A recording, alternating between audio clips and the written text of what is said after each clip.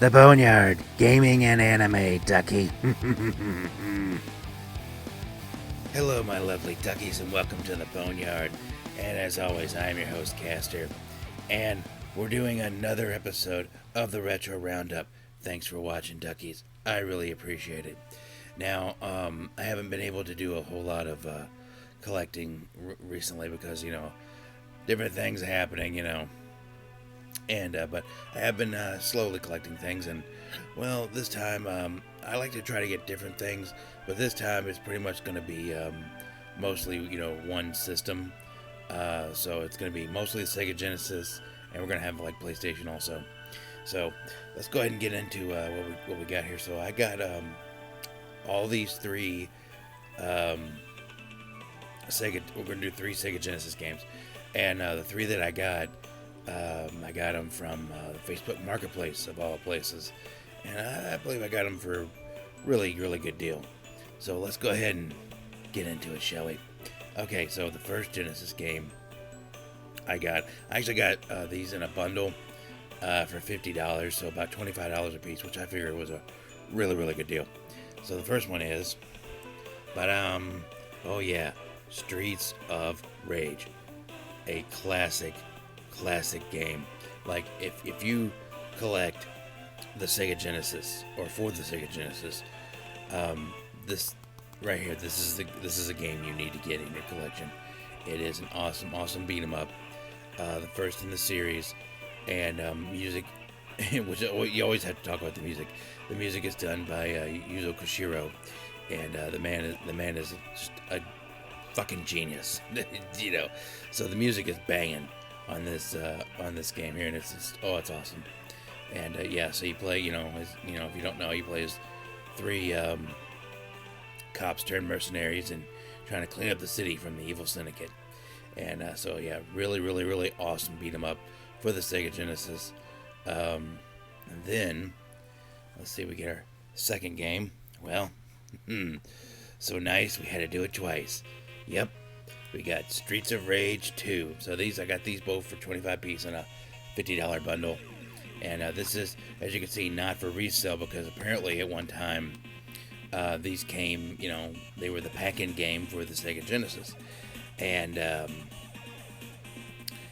because a lot of times we think it's, with the that it's like Sonic the Hedgehog, was the pack-in game for everything. But no, this one was at one time. And so we got the not for resale version, which is pretty cool. I don't know if that makes it more of a collector's item, but that's pretty cool. It's a different variant. But anyways, now getting into the gameplay, this is probably perfection when it comes to beat 'em ups. This is probably the best beat 'em up on the system, and also has probably one of the best soundtracks for the Sega Genesis, or games in general, really. Again, the music was done by Yuzo Koshiro, and the music in this game is just flipping awesome. And sometimes I just play just to hear the soundtrack.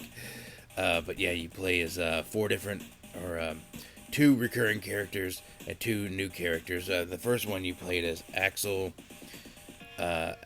Blaze, and Adam, and then this one you play as Axel, Blaze, Max, and then Adam's kid brother, which I don't know if I can see it in here. Yeah, Adam's kid brother, Skate, which I hate Skate. He's so terrible. Oh, but anyways, yeah, this is probably one of the best games to get for the Sega Genesis. It's like, this game is absolutely great, and then they just said, you know what, let's just make it even better. So, but I love playing both of these, and I'm just so glad I got them. And now, Streets of Rage 3. Oh, okay, so Streets of Rage 3 is a downgrade from Streets of Rage 2, but if you want to talk about bad games, it's not a bad game in the grand scheme of things. It's just a bad Streets of Rage game. If it was Streets of Rage 2, I would be like, okay, cool, this is awesome. But yeah, it was a step down from Streets of Rage 2. And so if this was like, if it went like, this was Streets of Rage 2, this was Streets of Rage 3, and then Streets of Rage 3 was Streets of Rage 2, it would be like, wow, they just keep getting progressively better. But yeah, so, but anywho, yeah, so definitely something you want to get if you're a collector of the Sega Genesis. Now, the third Sega Genesis game I also got from Facebook, and I got these a week ago, and I got this one the other day. We got The Adventures of Batman and Robin. Now, this is based off the awesome 90s Batman the Animated Series. For younger Duckys out there who don't have, or well, if you know anything about Batman, you know this version. But if you have like HBO Max or anything like that, or anyway, go back and watch this series. This series is so awesome. Pretty much the definitive version of Batman, in my opinion. But yeah, this is based off Adventures of Batman and Robin. That's what I think. So this came out a little later in the series' life. Because initially it was the Batman the Animated Series, and then later it became The Adventures of Batman and Robin. I don't know, like maybe second, third season, where Robin came on and made a more prominent role. And which that doesn't mean it's bad. Doesn't mean it's bad or anything. It was actually really, really good. I just count it all as Batman the Animated Series. But anyways, in this game, it's a side scroller beat 'em up, and it plays almost kind of like Gunstar Heroes in a little bit, where it's like Batman, he can punch and kick if enemies get too close, but he mostly is just like throwing out batarangs, and same with Robin. And but yeah, it's a really, really fun game. I've yet to beat the first level though. It is kind of a hard game, not gonna lie, but it is fun. And I know like there's some side scroller shooter sections, like you get in the Batwing, because I've seen video of it. I know Segalore X has talked about this before. Like this has actually some good visual effects for the Sega Genesis. Like this is actually a really, really, really good game, both gameplay wise and technically. So yeah, I got this for $25. So $75 for all this is actually a really good deal. Like these are some really, really good A-list titles for the Sega Genesis. So I highly recommend you get any of these games here. And also check out Batman the Animated Series. You will absolutely love it. So anyways, so the fourth and last game, we're kind of going through this real quick here. The fourth and last game is a PlayStation game, and we got this from the South Louisville Antique and Toy Mall. I like going there. I hadn't been there in a couple months, and I decided to go there last Saturday, from the time of this video, last Saturday. And I saw a lot of things that I wanted to get, but I was kind of looking for like cheap, loose games, stuff like this, nothing really big scores, but anyways, so I found this for about $8. So, yep, Dragon Ball Z Ultimate Battle 22. Pretty fun fighter game. So I saw it at $8, and I was like, well, hell, why not, Ducky? So as you can see, it does not have the manual, which I am rectifying that. I went on eBay and actually found someone who was actually selling authentic manuals for different games, and they had Ultimate Battle 22. So that's actually coming in the mail, and it should be here within a day or two. But so then I'll have it, complete. But yeah, we got let's see here, calling all Dragon Ball Z fans and collectors. Yeah, because this was actually a Japanese import at one time, and they finally brought it over to the U.S. So yeah, it's Ultimate Battle 22 because you play as 22 characters from DBZ. Let's see here. The Japanese blockbuster is here. The international smash hit. This vintage DBZ fighter includes 22 famed DBZ warriors for you to recreate epic one-on-one Dragon Ball Z battles. Easy to play, but tough to master, this long-awaited classic offers mashups from the Buu, Frieza, and Android sagas. Experience the DBZ game that has thrilled fans through all over the world. Dragon Ball Z Ultimate Battle 22.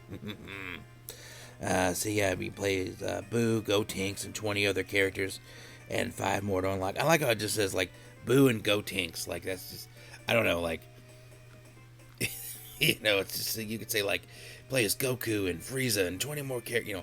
I don't know. It just seems kind of weird that they would include like those two first. It could be like play Frieza and Cell, and I don't know.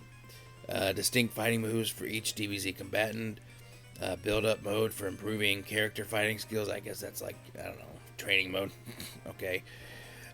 Compete in a 6-character tournament with up to 7 of your friends. Which it doesn't say it doesn't say it supports the multi-tap, which is kind of weird. So I don't know if it does or not. But I don't know. Okay. But yeah, it's like a 2D. You can see the fan up there. But yeah, it's a 2D fighter, like pseudo 3D background, and and it has Funimation stink all over it. Oh yeah, Caster doesn't like Funimation. Oh boy, angry comments. But yeah, I popped it in, and it was decent. It was a decent fighter. Mostly got it because, well, one, it was really cheap, and two, I was like, I don't have any DBZ fighting games, oddly enough, and I don't have any DBZ games, so I thought, well, I'm gonna rectify that now. And yeah, plus I thought it was a pretty good condition, and the disc is kind of sort of scratched a little bit, but I think it is playable though, so it should be fine. But yeah, now interestingly, we can get right here. 2003 was when this game came out, so this is very, very, very, very late in the PlayStation 1's life. I mean, like, the next year would be the GameCube release, so I mean, PlayStation 2 was already well within here, so yeah, that was the thing, like, when PlayStation 2 came out, they still made PlayStation 1 games, they were just few and far between because it was the end of the life. Kind of like right here, because like this, I believe, this came out in like 95, I think, 94 or 95, and yeah, 1995. So I mean, 1995, Resident Evil was released in Japan. So this was again at the very end of this system's life, So yeah, so they don't just stop making games for the system when its successor appears. So yeah, so both of these games have one thing in common, is that they both came very late in their system's life. But the thing about the Sega Genesis thing though is like the Sega Genesis was all throughout the 90s, which was so weird because it was in 1989 when it was first released, and then as we know from the Majesco video that I did, that Majesco released the Sega Genesis 3 in 1998, so that's a year before the Dreamcast would be released. So they were back on that horse through all through that decade. So anyways, yeah, so I'm really happy with all these games I got. Really like them, and this is gonna look really good once I get that sticker off and get the case in there. Because as you know from like my Mega Man CD, I've still yet to get a Mega Man Legends manual for Mega Man Legends. I can't find it. For some reason, I can find the greatest hits version, and I don't want the greatest hits version. I want the regular black label, and I cannot find it whatsoever. So, if you can help me on that, Duckies, that'd be great. So, anyways, Duckies, really happy to do this episode. I love doing these retro roundups with you. Oops. And but anyways, Duckies, like and share and comment, and hit me up on Twitter. Cuss me out there. I'm also on Reddit, and I'm on Twitter, and we're looking to see other social media platforms. So, anyways, Duckies, thanks for watching this video. I really appreciate all the new subscribers I've gotten. At the time of this video, we're up to 42, which I know is like maybe pitiful for some subscribers who have like, oh my God, we're at like 1,000. I'm like 42. All right, Ducky, we're making it. So, anyways, Duckies, as always, stay safe and be good to each other.